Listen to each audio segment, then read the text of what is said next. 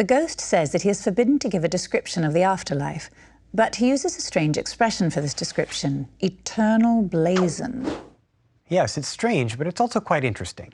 So let's start with the word blazon, which has to do with a coat of arms. And can you explain for us what a coat of arms is? Of course, Sarah. Originally, it was the tunic or coat painted with the family crest that a knight would wear over his armor. By Shakespeare's time, coats of arms were part of a rigid system of social classification. There was actually a department of the government that conferred the right to a coat of arms and the title of gentleman.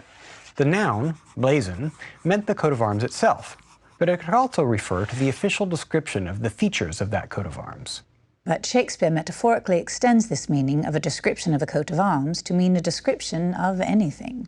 And as for the word eternal, well, the afterlife lasts for eternity. It's eternal. Et voilà, an eternal blazon is a description of the afterlife. But wait, Sarah, that's not the end of the story. Now comes the fascinating part.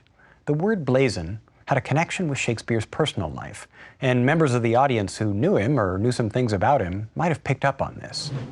A little while before he wrote Hamlet, Shakespeare completed the expensive and the arduous process of getting a coat of arms and the title of gentleman for his own family. So for Shakespeare, the term blazon has echoes of his own quest to bring honor and noble respectability to his father after his father's death. That's right. So it's especially significant that it's Hamlet's father who introduces this term in the play, precisely when he's about to ask his son to bring him honor and respectability by avenging his death. Now, obviously, this scene is not autobiographical in any direct sense, but it's suffused with Shakespeare's own situation as a son, grappling with the legacy of his father and trying to do him justice after his death. Unfortunately, no image of Shakespeare's own coat of arms survives. The picture you see here is a historian's guess, because all that has come down to us is its official description, or its blazon. Sarah, you speak French. What's the motto on the Shakespeare family crest? Non sans droit, which means not without right. Sounds a little defensive, doesn't it? As if he's saying, yes, I do have the right to be called a gentleman. And he had reason to be defensive. The official who granted Shakespeare's coat of arms was actually convicted of corruption, and the Shakespeare's coat of arms was one of several which was challenged afterwards for its legitimacy.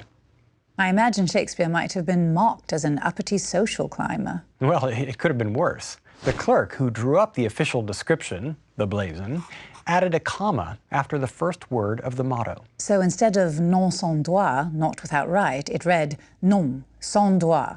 No, you have no justification.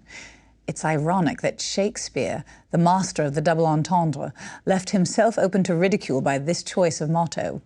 He did have the blazon corrected, but he didn't completely avoid satire. Why? What happened? Well, another playwright wrote a play that was performed by Shakespeare's own company, in which an uncultivated social climber bribes an official to get a coat of arms.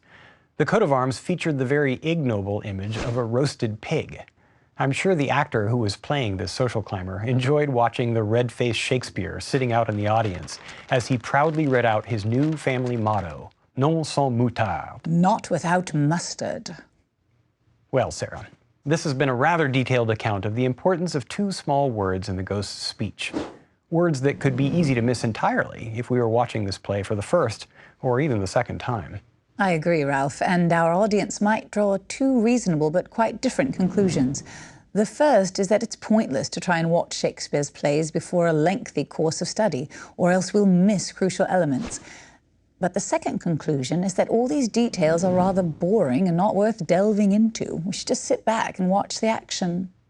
But both of these conclusions are a little bit extreme. There are two ways to access Shakespeare's poetry and drama, and they're complementary. When we're in the theater, we may indeed miss words and phrases, but Shakespeare's thrilling plots and compelling characters will help us fill in the gaps as we watch the events unfold. And then, when we're examining Shakespeare's text as part of literary or cultural study, these details give us almost endless grounds for appreciating Shakespeare's sharp wit and his philosophical depth. But if our digressions about words and phrases are making you yawn, feel free to stick to the big picture for now. You can always come back to these later when you've become as fascinated with this text as we have.